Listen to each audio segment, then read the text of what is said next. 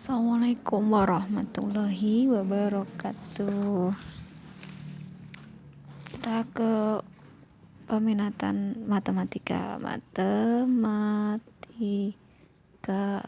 peminatan ini ya. Nah, melanjutkan yang sebelumnya. Yang sebelumnya kita ke vektor R2, sekarang vektor di R3. Nah, untuk vektor di R3 itu kita punya gambar dulu. Jadi bagaimana grafik atau contoh gambar vektor di R3. Nah, ini pakai penggaris ya. Nah, ini kalau biasanya ini X, ini Y ya, tapi karena di sini kita vektor di R3, maka ini bukan X tapi ini Y, ini Z, kemudian yang ini ke bawah ya. Ini ke kiri, ini ke belakang, ini ke depan. Nah, X. Nah, misalkan kita punya vektor untuk vektor U isinya X1, Y1, Z1. Maka gambar dari vektor di R3 untuk X1, Y1 ini adalah X1, kemudian ini adalah Y1, ini Z1.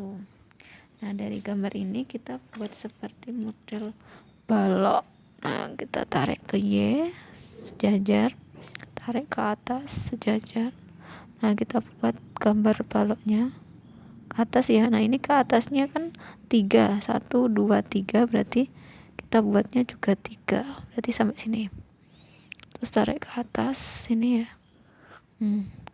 Terus bagaimana gambar vektornya? Gambar vektornya itu mengacu pada diagonal ruang dari balok. Nah, ini adalah vektor U yang isinya X1, Y1, Z1. Untuk gambaran vektor di R3. Sekarang kita masuk ke yang namanya kesamaan vektor.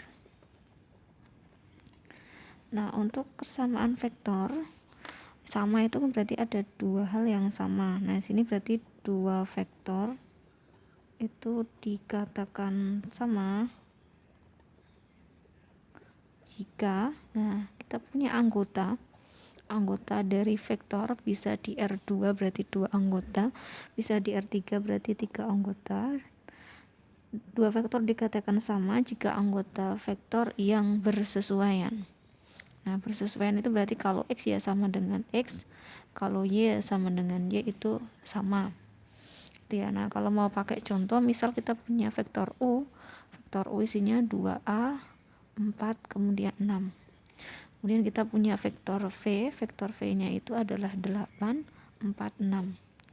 Nah, ada pernyataan jika U itu sama dengan V, maka pertanyaannya akan muncul berapakah nilai A kuadrat.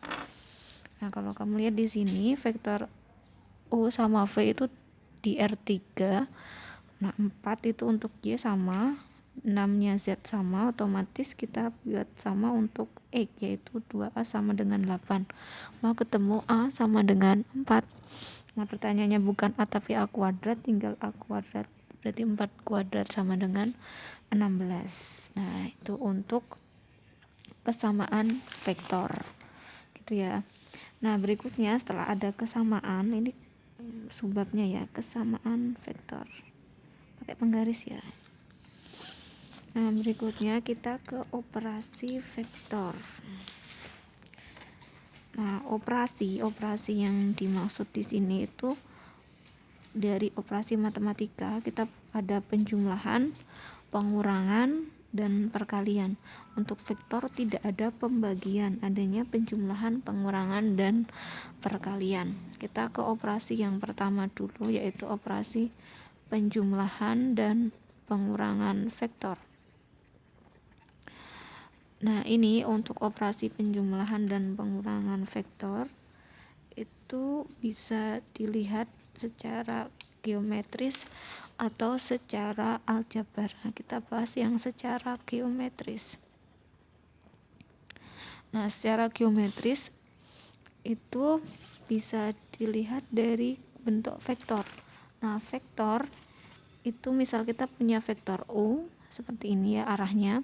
Kemudian kita punya vektor V, ini V ya, arahnya seperti ini. Nah, bagaimana itu bisa kita jumlahkan? Jadi kita penjumlahan dan pengurangan. Nah, untuk penjumlahan dengan secara geometris itu pun ada dua cara ya. Yang pertama menggunakan aturan segitiga. Nah, untuk aturan segitiga berarti kita buat dalam bentuk segitiga. Jadi sebenarnya ini tinggal kita geser, misalnya seperti ini, U-nya seperti ini. Nah, karena ini ujung akhir dari U itu menjadi ujung awal dari V, berarti V-nya seperti ini. Nah, ini V. Maka hasil dari penjumlahan U ditambah V adalah awal dari U, kemudian akhir dari V. Nah, ini ya. Jadi vektor itu kan besaran yang punya arah dan punya nilai. Berarti dia punya arahnya itu dari di akhirnya V, kemudian nilainya itu adalah panjang dari awal U sampai akhir V. Ini U plus V. Itu kalau kita selesaikan dengan aturan segitiga.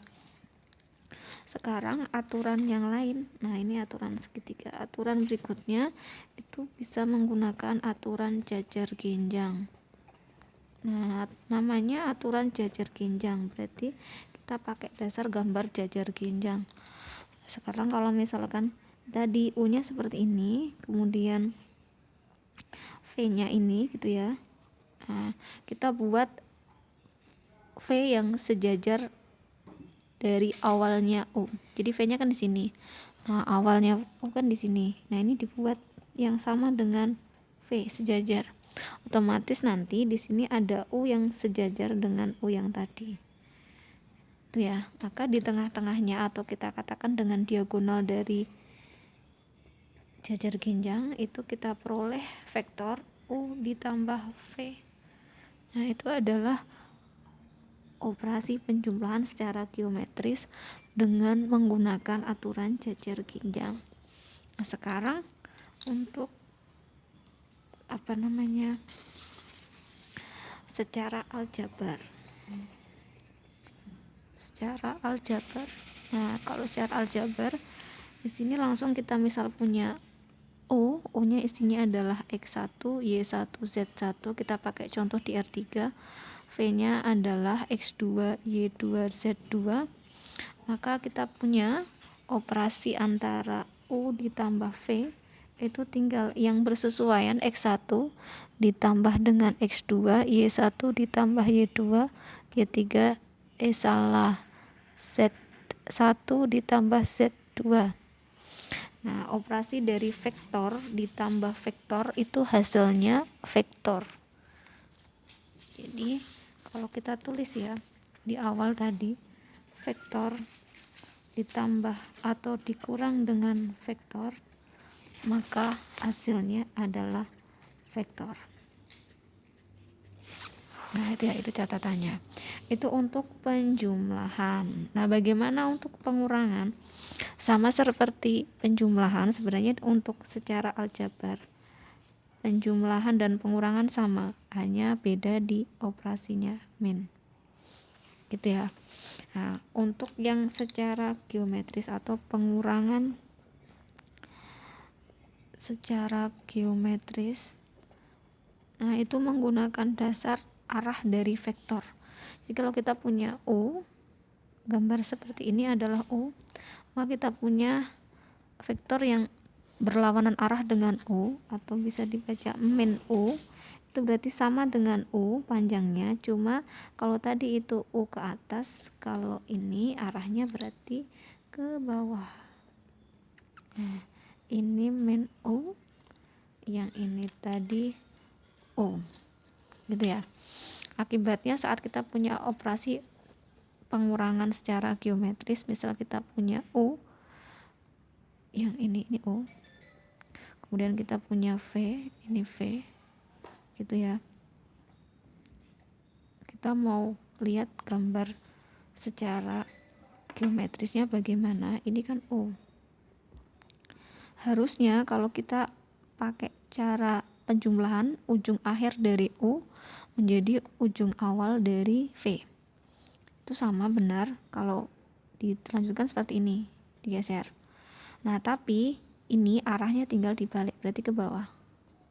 Nah, kalau yang tadi itu V, kalau ini berarti negatif V. Hasilnya sama, ujung awal dari U, kemudian ujung akhir dari negatif V ke bawah ya berarti. Nah, itu menjadi operasi U dikurangi V. Jadi hanya yang membedakan adalah kalau tadi itu arahnya sama, kalau pengurangan tinggal dibalik arahnya. Itu untuk operasi penjumlahan dan pengurangan. Sekarang kita ke latihan. Contoh soal dari operasi penjumlahan dan pengurangan. Nah, misal ya, kita punya diketahui ada vektor U di R3 2, 4, 6, kemudian ada vektor V di R3 lagi 4, 0, min 2. Nah, maka ada mungkin pertanyaan U ditambah V. Nah, itu berarti langsung 2 ditambah 4, 4 ditambah 0, 6 kurangi 2. Nah, ketemunya 6, 4, 4. Kalau vektor U ditambah V kita nyatakan dalam bentuk vektor posisi, kita tambahkan IJK.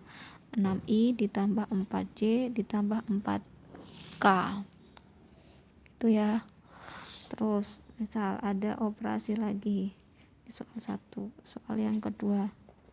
Diketahui ada vektor P itu 2A 4 6. Kemudian ada vektor Q. Vektor Q itu 4 min 2B 3. Nah, terus ada vektor R. Nah, ada 3 vektor di sini di R3.